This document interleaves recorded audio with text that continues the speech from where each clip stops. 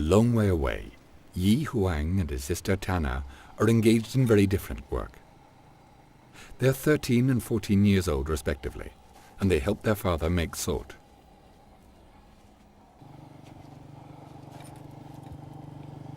During the hot months of the year, the salt is easy to obtain by drying large ponds of seawater.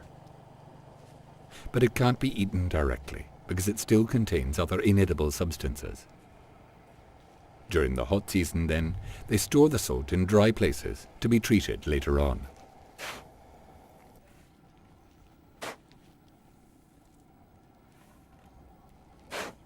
At the end of the summer, when the rainy season comes, it's time to prepare the raw salt they've carefully stored up during the rest of the year.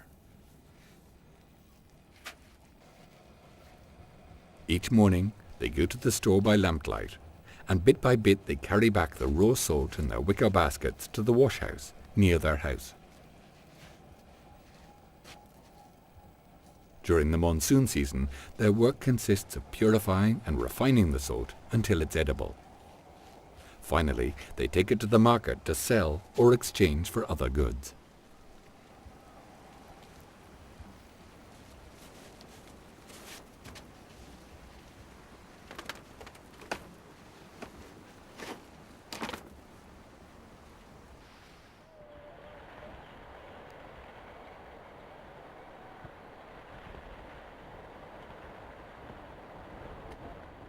The process of purifying the salt is simple but quite slow.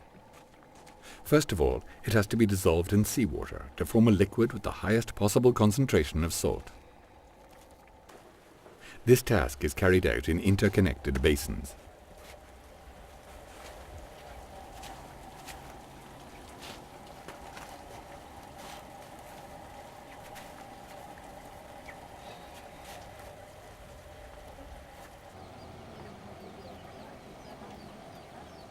As the mix is left to rest in other smaller basins nearby, they prepare the oven where the salt will be cooked. The ovens have to be filled with embers and large logs, which must then be kept lit for 8 hours non-stop till the cooking process is complete and the diluted salt is purified.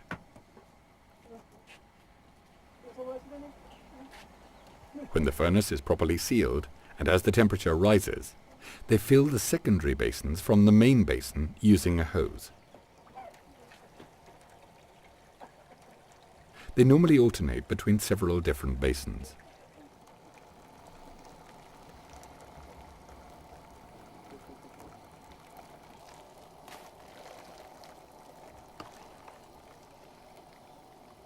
The salt has to be cooked slowly for 8 hours before it can be taken out and drained.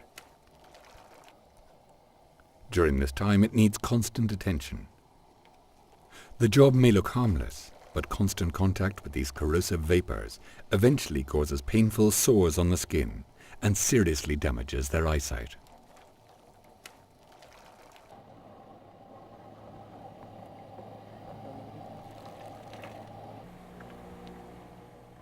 In one of the other basins, Tana is carefully skimming off the remains of the foam which forms when the mix boils. This is an essential operation. If it's not completed in time, the salt is contaminated and the operation has to be repeated.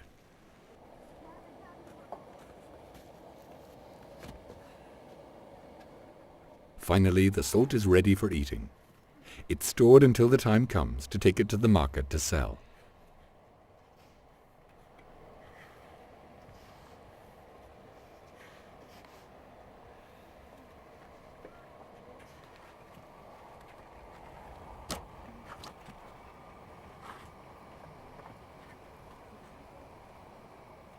In this part of the world, salt is often used as a medium of exchange.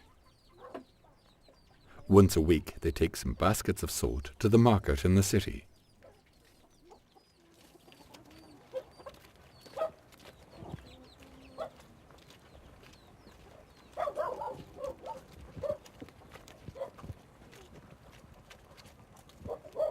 There they trade it for other basic products and a bit of money which they use to cover their most essential needs. Huang's father always goes with them on the journey to the market, several miles upstream.